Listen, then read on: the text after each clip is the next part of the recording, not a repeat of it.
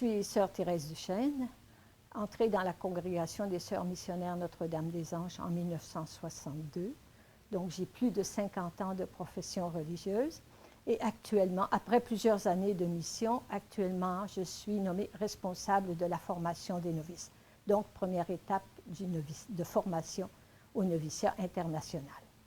Notre congrégation des Sœurs missionnaires Notre-Dame-des-Anges a été fondée en 1922, ici même à Sherbrooke, par Florina Gervais, une jeune fille native de Saint-Césaire de Rouville, et par la cofondatrice Chan Si-Kwan, qui était une Chinoise.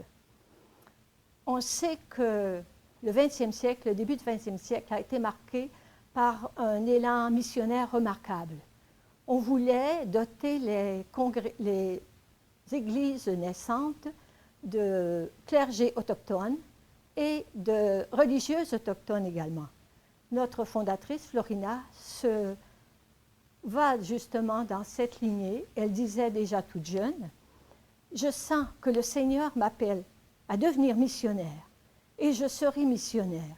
Rien au monde, rien ni personne au monde ne pourra m'empêcher de devenir missionnaire. » Alors, à la fin de ses études, elle apprend qu'il y a une communauté naissante au Canada, les Sœurs missionnaires de l'Immaculée Conception, où elles vont justement en mission, elles partent en Chine. Elle décide d'entrer dans cette congrégation, elle fait sa profession temporaire et est nommée pour la Chine. Malgré sa santé fragile, elle est nommée après quelques années pour la Chine alors qu'elle est encore professe temporaire. Là-bas, elle doit s'occuper des vierges chinoises, donc des jeunes filles qui étaient vouées à l'apostolat des familles. Tout en s'occupant de ces jeunes filles, elle se rend compte que l'éducation, la formation qu'on leur donne n'est pas adéquate, selon elle, au but de leur formation. De plus, elle prend conscience que les évêques et les prêtres demandent des jeunes filles formées pour pouvoir aller faire de l'apostolat dans les familles, ce que les prêtres ne pouvaient pas faire à ce moment-là en raison de difficultés, de suspicions ou autres à leur égard.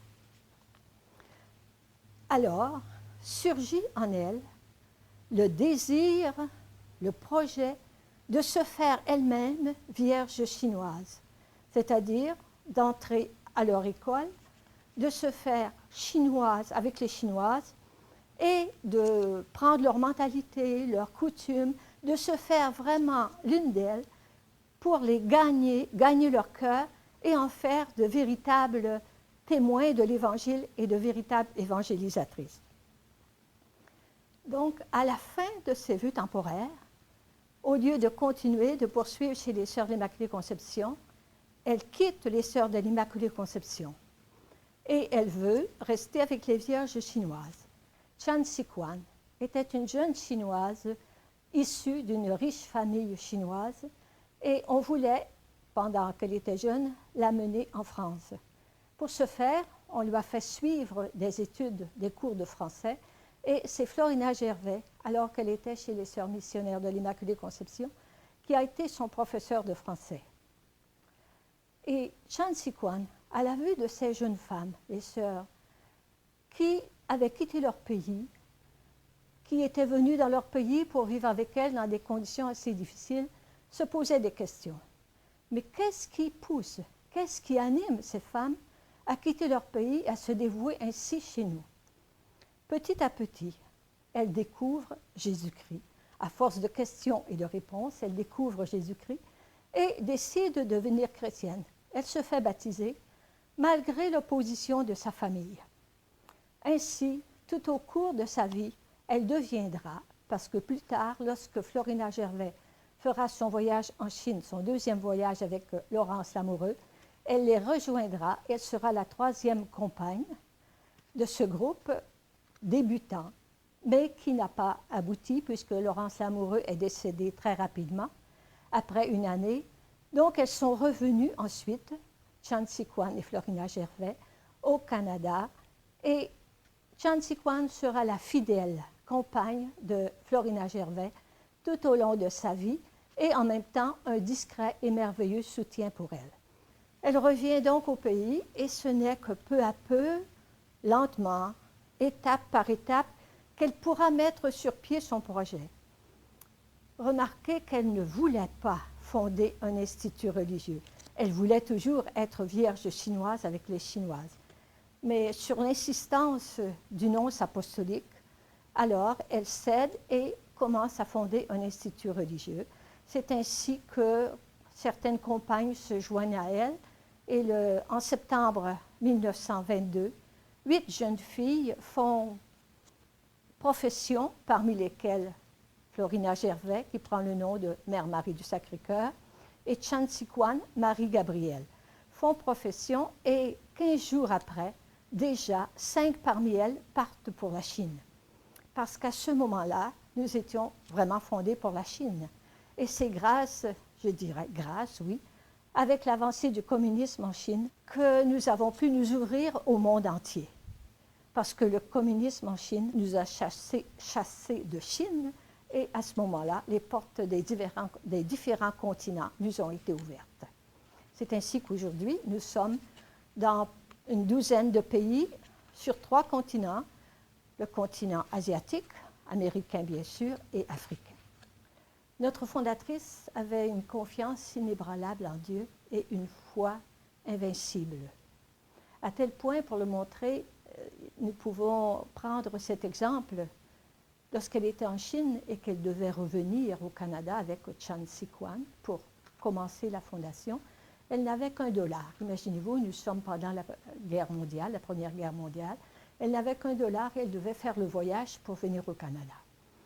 Alors un jour, elle se sent inspirée de miser son dollar sur un billet de loterie. On peut peut-être penser que c'est de la magie ou c'est de la superstition, mais non. Elle se dit, si Dieu veut ce projet, lui-même va s'occuper de nous donner ce qu'il faut.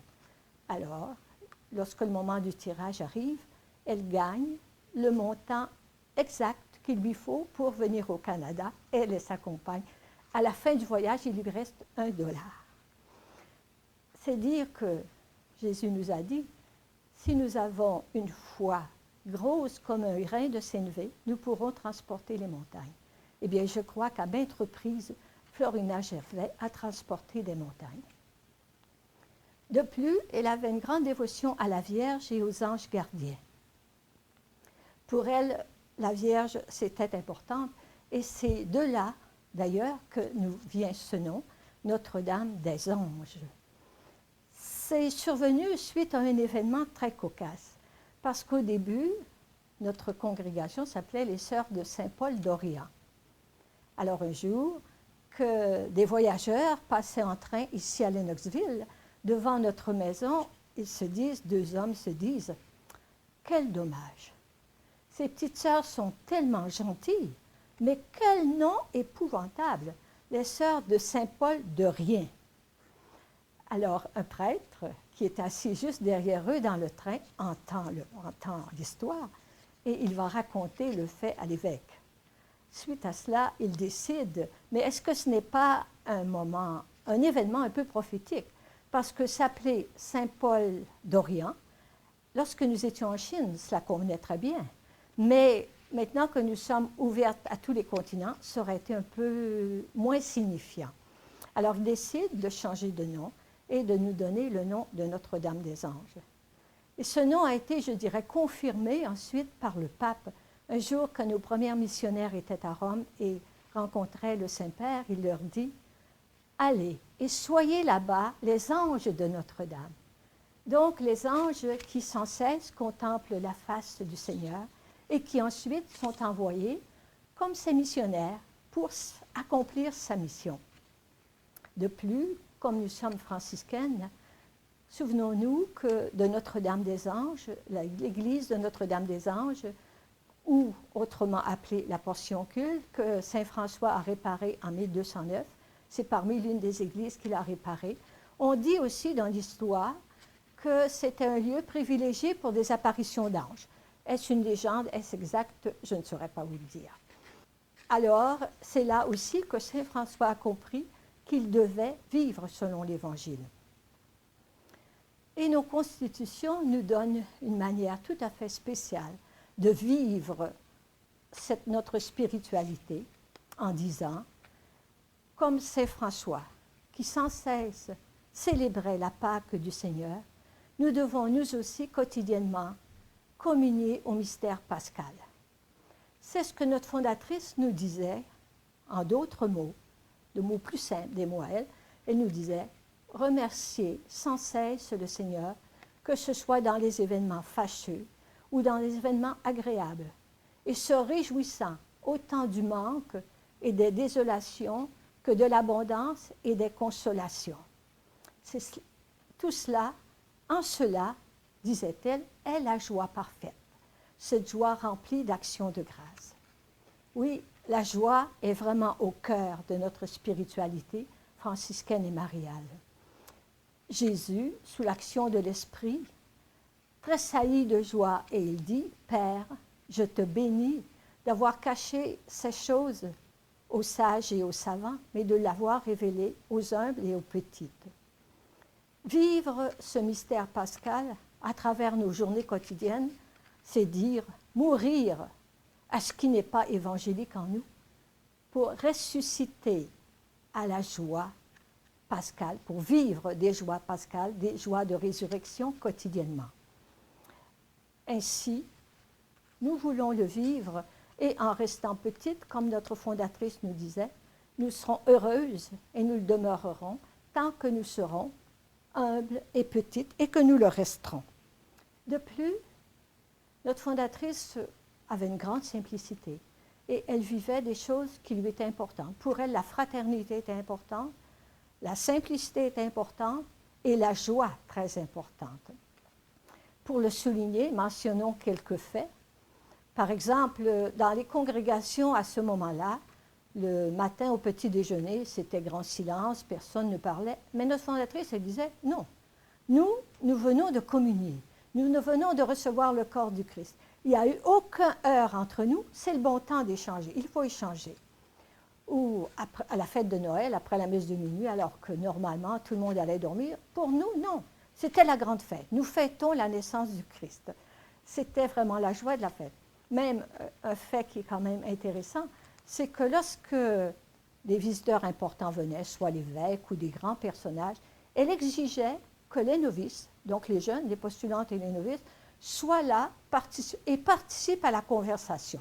Elle voulait que tout le monde participe, c'était la joie, et non seulement pour les prophètes, mais aussi pour toute la communauté.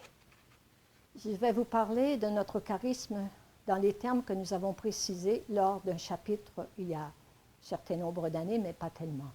Il s'exprime ainsi. Pour continuer la mission du Christ, au service, spécifiquement au service de l'Église missionnaire, les missionnaires Notre-Dame-des-Anges sont envoyés dans le monde en cherchant à s'incarner dans les peuples où elles vont, à découvrir les semences du royaume, à susciter et à former des agents d'évangélisation. Notre charisme nous place donc dans une disponibilité à tout quitter pour aller ailleurs.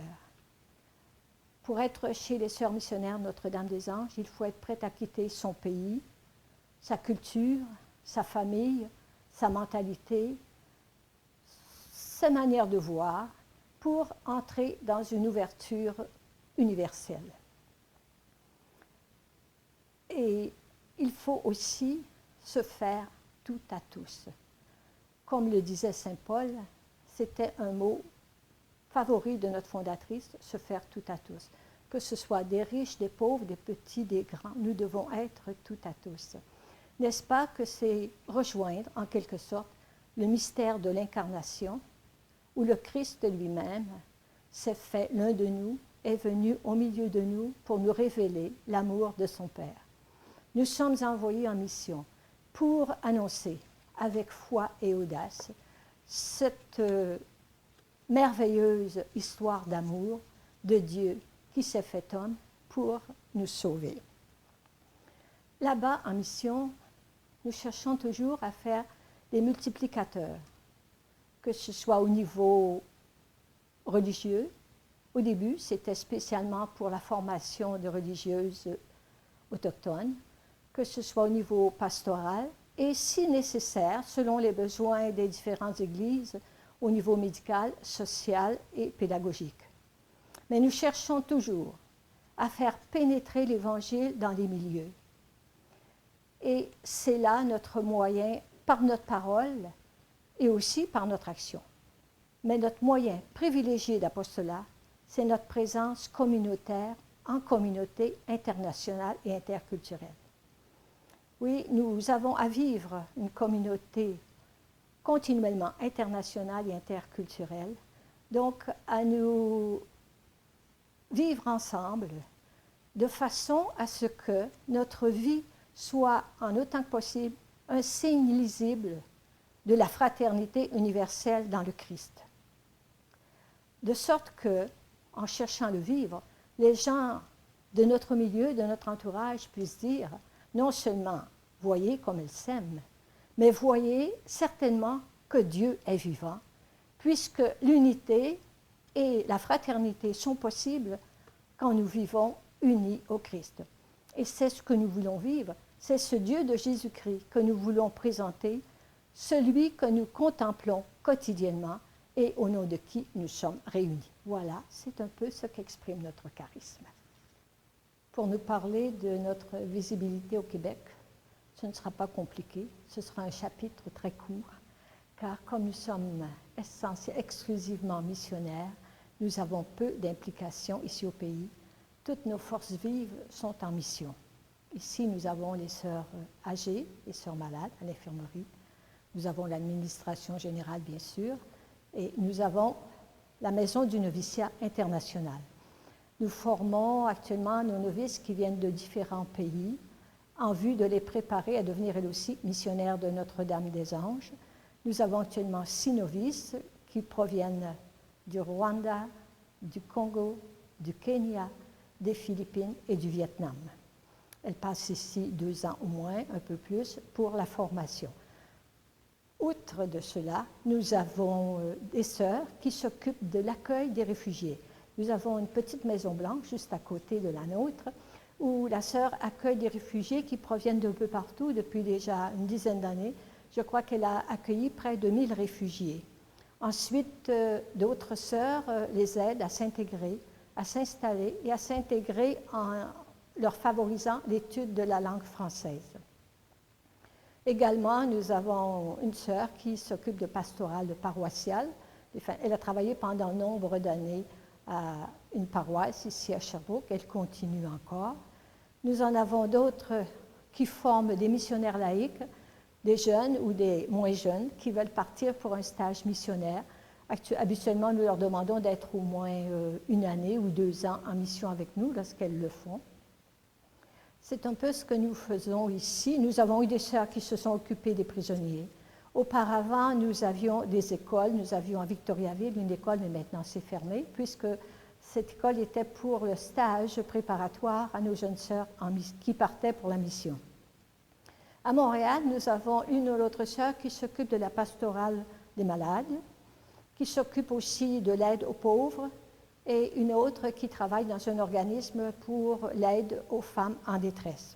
Nous accompagnons également un groupe de laïcs ici dans Sherbrooke et les environs qui veulent vivre de notre spiritualité et de notre charisme. Ces laïcs rejoignent, je pourrais dire, l'idée principale de notre fondatrice qui voulait qu'il y ait des évangélisateurs, des laïcs qui évangélisent leur propre milieu. Je crois que nos associés font un peu partie de cette mentalité, de cet esprit, être apostolique, être des apôtres dans leur propre milieu de vie. C'est un peu ce que nous avons comme implication, mais nous avons également l'animation missionnaire qui nous permet d'aller dans les différentes paroisses du diocèse et aussi de d'autres diocèses et de faire vibrer les chrétiens à notre ardeur ou à notre vocation missionnaire, parce que chaque chrétien est appelé aussi à être missionnaire. Mais nous le sommes de façon plus spécifique en allant dans les pays étrangers. Alors, nous voulons les faire vibrer en leur montrant par notre vie et par notre enthousiasme ce que notre fondatrice demandait de nous. Elle disait « Je veux avoir des apôtres au cœur de feu ». C'est ce que nous essayons de vivre.